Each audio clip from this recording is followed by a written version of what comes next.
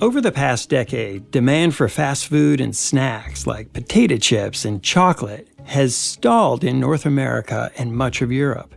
Greater awareness of the health benefits of eating better and exercising are part of it. So is the recent surge in appetite-suppressing drugs like Ozempic. That's left makers of fatty, sugary, salty snacks in search of customers in other parts of the globe. One place they've found it is India. Sales of snacks and soft drinks have almost tripled there from a decade ago, topping $30 billion last year. But Bloomberg's Pratik, Parija and Schultz report that the popularity of high-calorie, low-nutrition food in India has also come with rising rates of obesity and diabetes, which are especially problematic for kids.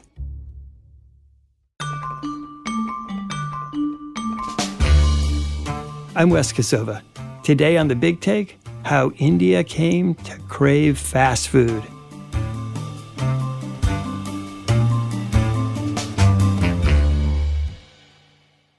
Pratik and Kai joined me from New Delhi, and I asked Pratik why snack food makers look to India as one of their next big markets. The food habits, right? Indians love fried food, burgers and pizzas. So Indians are sort of experimenting with other westernized food, and then the companies have got it figured out that, Indians love it, so that's why they're targeting. And it's also, in terms of pricing, they're competitively priced.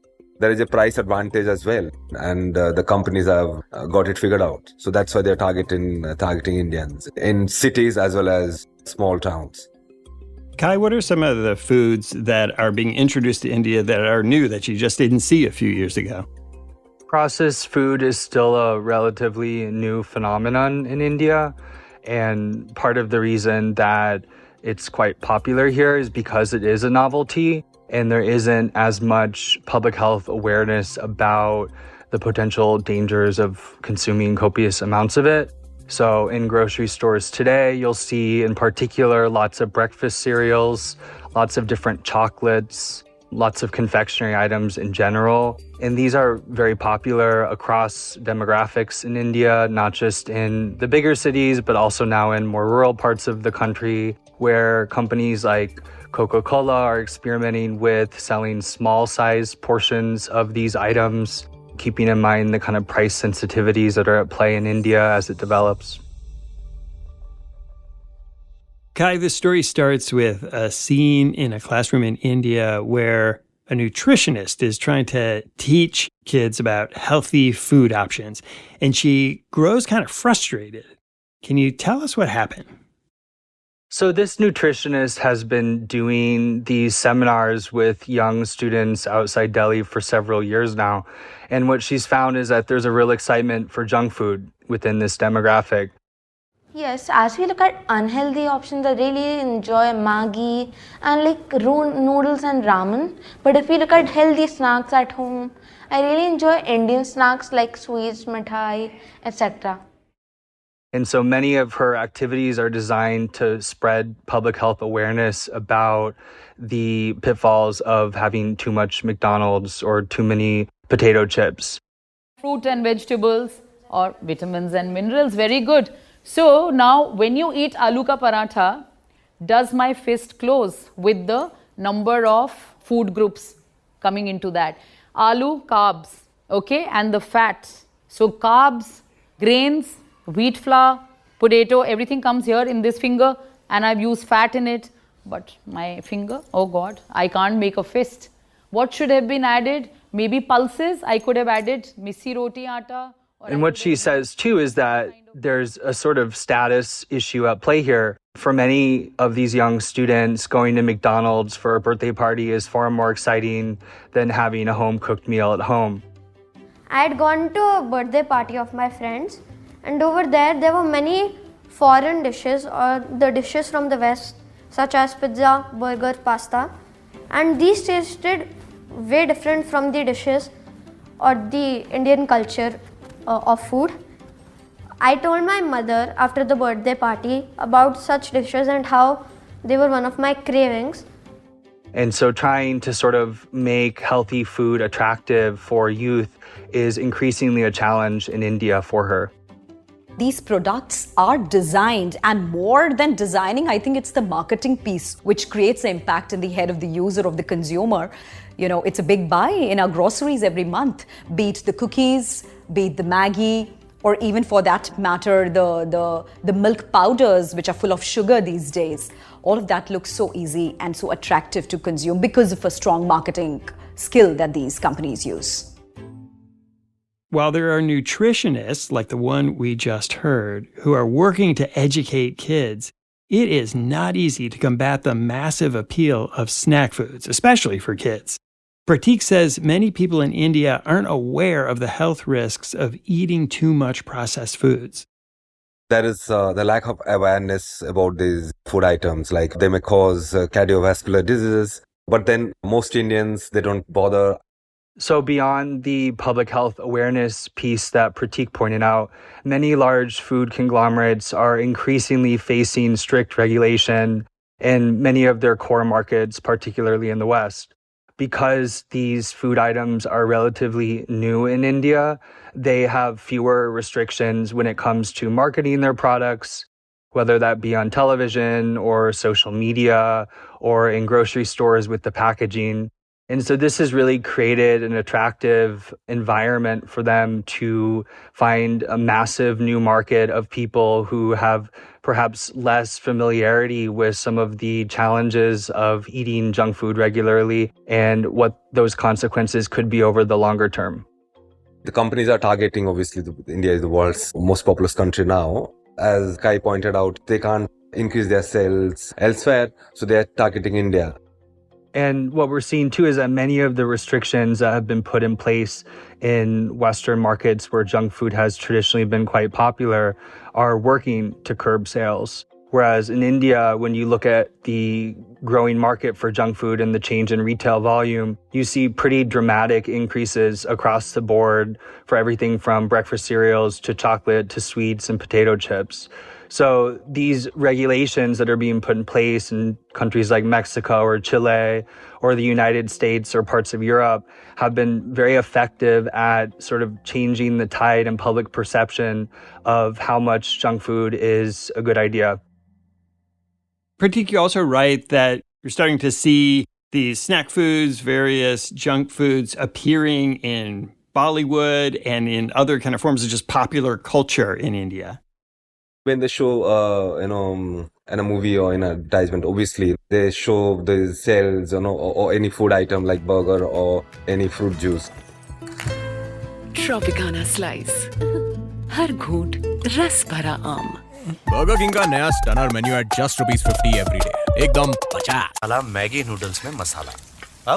अब ये sorted mushroom, broccoli और baby corn को Maggi में डालो. To make it popular, they give these examples in Bollywood movies or elsewhere. Kai, in India, you write that even in metropolitan areas, large supermarkets still aren't very common. And so a lot of these foods are sold in convenience stores. Is this the kind of main competition for just traditional home-cooked food? So for a lot of India's history, open-air vegetable markets have been the norm, right? So you go outside and you source your produce locally. Typically, there are very few options for processed foods. In recent years, we've seen more convenience store chains open up in cities like Delhi, and they sell a mix of items, but typically they're stocked with processed food, and they tend to do quite well. So while the larger supermarkets still aren't common, it's certainly true today that in the bigger cities, at least, these convenience store chains are very much upending what used to be a very kind of traditional way of obtaining food in India, which is to go somewhere outside to barter for the price of onions or potatoes or fruits, and to do a lot of your cooking at home with whole ingredients. And Pratik, what are some of the big brands that have moved into India and taken up more and more of people's diets? For breakfast, there's a product called Maggi, right? It's basically noodles, deep-fried, refined flour product. The brand is owned by Nestle. So Maggi is very common even in small towns. And then Kellogg's cereals, McDonald's, obviously for burger, then Pizza Domino's or Pizza Hut. So all these big brands.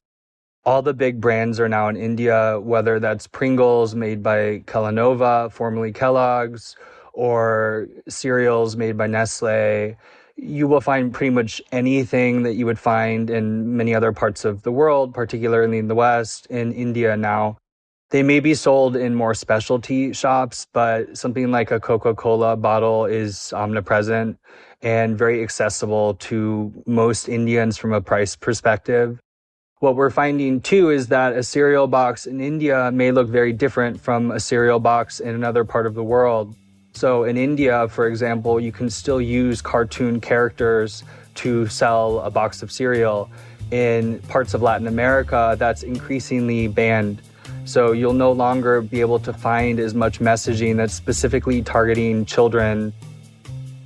After the break, how this lack of regulation helps pave the way for fast food sales in the world's most populous nation.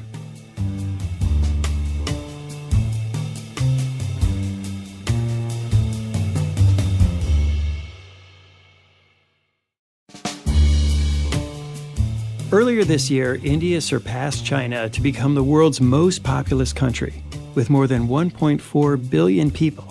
And with so many people in India now eating fast food, I asked Kai what food companies had to say about the potential health impacts of their products. Kellanova has cut sugar in its chocolate cereal by a fifth. Nestle notes that it voluntarily includes nutrition information on the front packaging of items sold in India. And Unilever has said that the company is committed to providing products that strike a balance between having enough nutrients, but also being palatable for consumers. Many of these food companies will say that they are addressing a need in the Indian market. The history of India is one that has been dotted with famines, with a challenge of undernutrition, malnutrition. Now what we're seeing is that the options are plentiful, but diets are increasingly being replaced with ones that involve many empty calories. Many of these food companies will also argue that all of the nutritional information is on the packaging of their items. And the public health activists will come back and say, yes, they're there, but they're buried on the back. They're not featured prominently on the front of the labeling. And in many cases, the front of the labeling will play up perhaps that a product has high vitamin D or that it's high in protein, but will minimize or ignore or undersell that the sugar content is very high or that a product has many carbohydrates in it.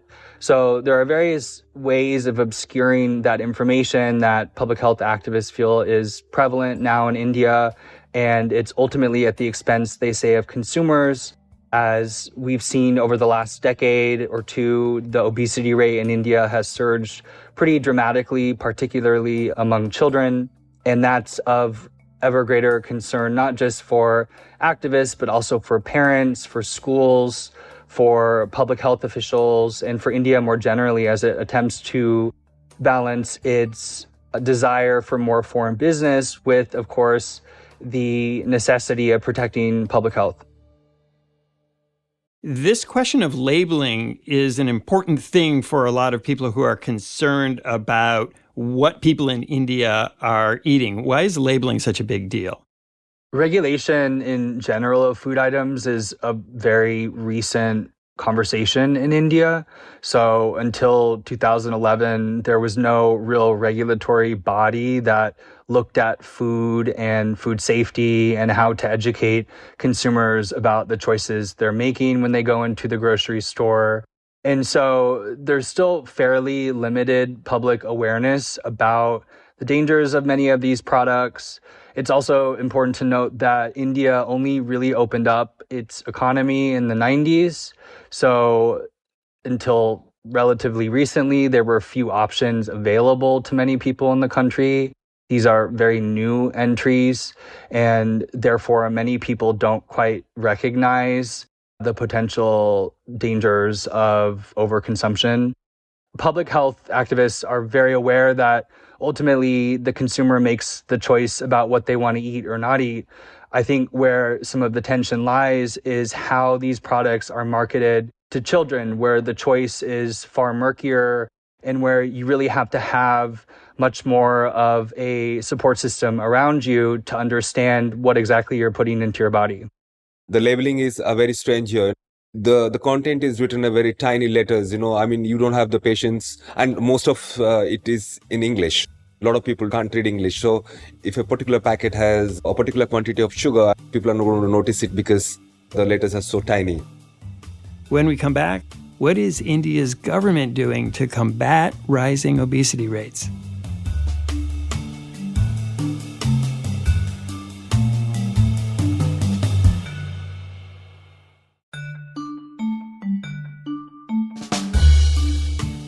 Given the health concerns associated with processed foods, especially in kids, I asked Pratik what India's government was doing about it. A couple of years ago, there were meetings by the food regulator to talk about labeling, and the meeting was attended by the activist company officials and the government officials from the food regulator. And they were trying to have a consensus on how labeling should be done in the food packets. So what we found out was the company officials, they were sort of dominating the meeting. So that's why we haven't seen no big change in labeling in India. And a note here that India's health secretary and chairperson of the Food Safety and Standards Authority of India did not respond to multiple requests from Bloomberg for comment about this story. Kai, you mentioned that childhood obesity rates in India have risen quite a bit. What are the statistics around obesity rates in general in India? Since India liberalized 3 decades ago, the adult obesity rate has surged. It's more than tripled. And among children, the rise is the steepest in the world, behind Vietnam and Namibia. Kai and Pratik report that as late as the 1990s, India's target was to eradicate extreme hunger. The government put the focus on calories, not nutrition. Some global health experts have even said that being overweight was a symbol of luxury among the affluent. I asked Kai about this. Because these new food items, processed food items, are affordable and no more expensive than more traditional options, what we're seeing is that obesity is no longer a disease of the elite. It's now something that's far more widespread across India, touching many different demographics and income levels. Do you think that the government will begin to step in to try to address some of these concerns about health and nutrition? The government should do it because all these activists are after them. So sooner or later they may do something. I remember, like a couple of years ago, we did a story saying they were doing the opposite. At a press conference, the food secretary once said that, we want to boost consumption of sugar in the country because there is a surplus. I think the sooner or later government will make regulations stronger to sort of reduce or control sale of junk food in India. Last year, the Indian government proposed using health star ratings on the packaging of food. And though that system isn't yet in effect and could still change, and in fact has faced quite a bit of pushback from public health activists, the question is really an open one still about whether that kind of system will have an impact on curbing unhealthy purchases. And I think it's ultimately something that India and its 1.4 billion people can no longer turn away from, particularly as obesity rates go up and as the country looks to be a real destination for various businesses. Kai, Pratik, thanks so much for coming on the show. Thank you. Thanks for listening to us here at The Big Take. It's a daily podcast from Bloomberg and iHeartRadio. For more shows from iHeartRadio, visit the iHeartRadio app, Apple Podcasts, or wherever you listen. And we'd love to hear from you.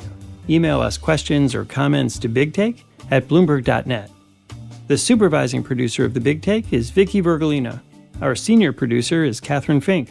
This episode was produced by Zenab Siddiqui and Federica Romaniella. Hilda Garcia is our engineer. Our original music was composed by Leo Sidran. I'm Wes Kosova. We'll be back tomorrow with another Big Take.